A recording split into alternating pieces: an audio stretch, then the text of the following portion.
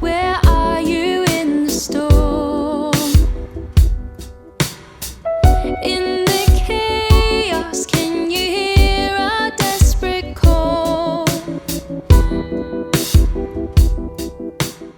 Hello and welcome to a new series of devotionals that we have titled Navigating the Storm. I recently heard the Christian psychologist and author Dr. Henry Cloud quote this saying: "You are heading into a storm, in a storm, or coming out of a storm." I'm not sure that everyone would feel that way or believe that to be true, but I do think that when we read the accounts of Jesus in the Gospels, or of the Christian leaders and first Christian churches in the book of Acts, you do get the sense that they were either entering, enduring, or exiting a storm of some kind. I am also fairly sure that a good percentage of those listening to this will have known their storms, or will be going through a metaphorical storm of some kind at the moment. That storm may be to do with finance, relationships, health, or any number of other things. And our goal for this series of devotions is to see if we can glean some wisdom or encouragement or warnings or strategies for dealing with life's storms.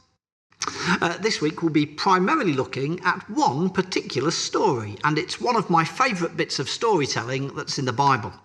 It's at the end of the book of Acts and features the Apostle Paul literally heading into and dealing with a storm that threatens his life and the lives of those with him.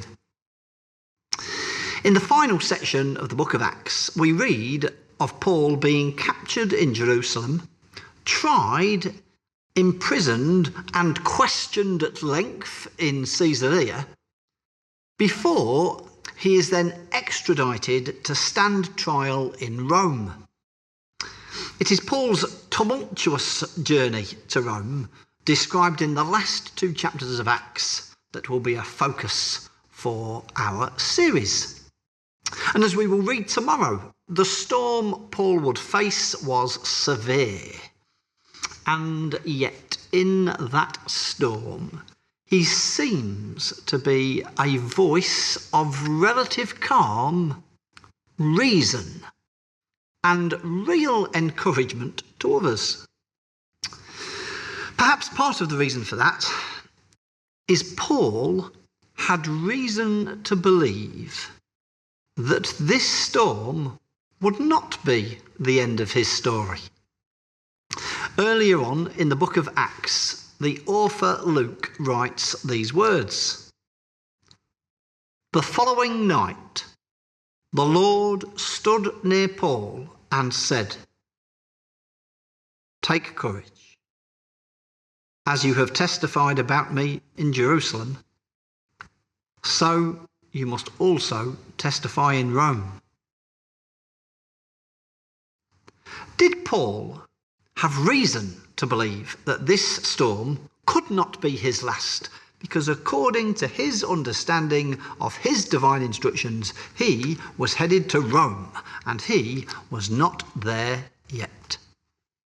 That idea reminds me of a famous story in Mark's Gospel, where Jesus and the disciples find themselves in the middle of a storm. That day, when evening came, he said to his disciples, "Let us go over to the other side." Leaving the crowd behind, they took him along just as he was in the boat. There were also other boats with him. A furious squall came up and the waves broke over the boat so that it was nearly swamped. Jesus was in the stern, sleeping on a cushion. The disciples woke him and said to him, "Teacher, don't you care if we drown?" He got up, rebuked the wind and said to the waves, "Quiet, be still." And then the wind died down and it was completely calm. He said to his disciples, "Why are you so afraid? Do you still have no faith?" They were terrified and asked each other, "Who is this? Even the wind and the waves obey him." This is a well-worn story in church circles, and one point that is sometimes made about it is that the disciples should not have panicked within the storm because Jesus had already told them that they were headed to the other side. They were going to get through the storm because they had somewhere to be and something to do when they reached the other side. This past week, I spoke to a lady convinced that the current health crisis they were facing would not be the end of them because they believe God still has work for them to do. In my own life, I can think of one particular occasion in regards to the adoption of my children, where I believed that whatever else was going on around me, whatever else other people were saying, I was going through that storm and coming out the other side with a good result because of what I believed God had shown me, despite the circumstances I was in.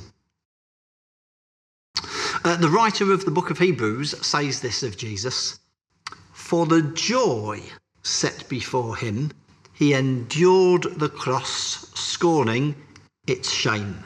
Again, there is this sense in this passage that Jesus saw the future, the joy, in a way that helped him to endure his present, the cross, the shame of it.